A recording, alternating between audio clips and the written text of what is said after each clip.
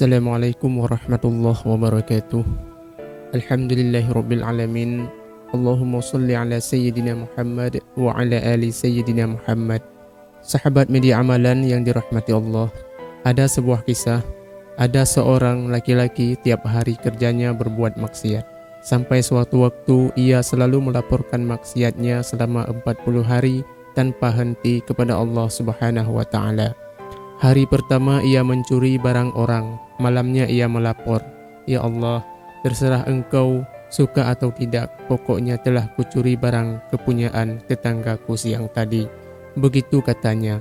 Hari kedua ia menipu kawannya, "Ya Allah, terserah engkau suka atau tidak, pokoknya telah kutipu kawanku sore tadi."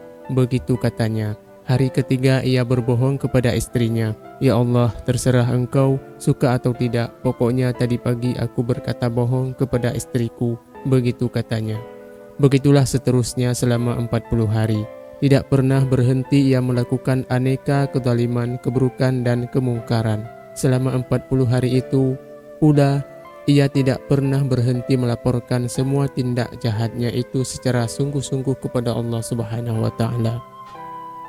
Pada hari ke-40 itu, malamnya ia bermimpi, tiba-tiba Allah mendatanginya, lalu berfirman, "Wahai hambaku yang penuh dosa, mulai saat ini ku angkat engkau sebagai kekasihku." Si pendosa ini terkejut dan terbangun, lalu melakukan protes, "Ya Allah, bagaimana mungkin engkau angkat aku sebagai kekasihmu, sementara dosaku sudah menggunung, kejelekanku sudah tidak terhitung, engkau pasti sedang bercanda." Malam selanjutnya Allah kembali hadir dalam mimpinya dan berkata, "Wahai hambaku, dosa dan keburukanmu memang sudah menggunung dan tak mungkin terhapuskan. Tapi kemauanmu untuk selalu mengingatku sepanjang kejahatanmu itu telah membuat rahmatku turun kepadamu, melampaui besarnya murkaku kepadamu." Sahabat media amalan yang dirahmati Allah, tidak usah kita protes tentang cerita ini. Terima saja, sebab si pendosa itu adalah saya dan juga anda semua. Bedanya kita tidak diangkat oleh Allah untuk menjadi kekasihnya, karena setiap berbuat dosa kita lupa mengingatnya. Sementara ada 1-2 orang yang begitu menyadari akan dosa-dosanya dan tidak sungkan-sungkan mengakui itu setiap hari di hadapan Tuhannya. Sedangkan kita setiap hari melakukan dosa, tapi merasa tidak pernah melakukannya. Kita sudah banyak dosa, lupa pula mengingat Allah, bahkan merasa diri terlalu suci. Tahukah anda apa itu dosa besar? Dosa besar adalah ketika anda merasakan tidak pernah berdosa. Dosa besar adalah merasa bahwa hari ini tidak melakukan dosa. Begitulah setiap harinya kita lewati tanpa merasa ada dosa. Dan begitu pula kita lalui waktu demi waktu tanpa pernah mengakui secara serius kepada Allah bahwa kita senantiasa melakukan dosa. Tahukah anda apa dosa besar? Dosa besar adalah syirik. Syirik adalah melupakan Allah.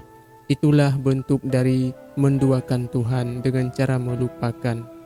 Kita selalu menghabiskan waktu untuk mengingat yang lain selain Allah Subhanahu wa taala. Banyak orang yang menghabiskan waktu mengabdi kepada nusa dan bangsa dan kepada umat dan agama. Memang itulah pekerjaan kita setiap hari.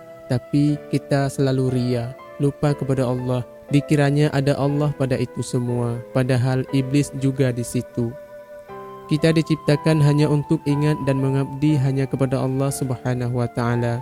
Sedetik saja kita lupa mengingat atau berzikir kepada Allah, sedetik itu pula kita telah melakukan kesyirikan. Bahkan betapa musyriknya kita, gegara sering lupa kepada Allah Subhanahu wa taala. Kalau kita sadar ini, maka tidak ada satu hari pun yang kita lewati tanpa melakukan salat taubat. Kita manusia, semuanya pendosa, tapi sebaik-baik manusia adalah yang setiap hari hadir ke hadapan Tuhan untuk membuat pengakuan dosa. Jangankan kita, Nabi pun yang disebut sebagai suci tidak pernah melewati hari tanpa istighfar yang banyak sekali. Bukan istighfar karena dosanya, tapi karena merasa masih berdosa, merasa ada yang kurang dari apa yang dilakukannya, merasa ada yang salah dan lemah dari apa yang diusahakannya. Itu yang membuatnya semakin suci.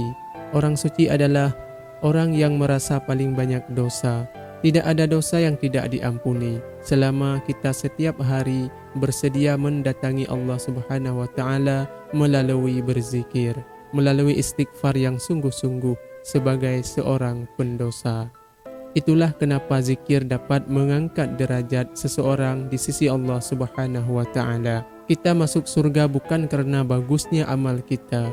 Sebagian besar justru masuk surga kerana tidak pernah melupakan Allah Subhanahu wa taala, selalu mengingatnya. Itulah yang membuat Allah mencintai mereka-mereka. Allahumma salli ala Sayyidina Muhammad wa ala ali Sayyidina Muhammad. Sahabat media amalan, hanya inilah yang dapat saya sampaikan pada kesempatan ini. Semoga video ini bisa menjadi manfaat bagi kita semua. Amin ya rabbal alamin. Akhir kata saya ucapkan wassalamualaikum warahmatullahi wabarakatuh.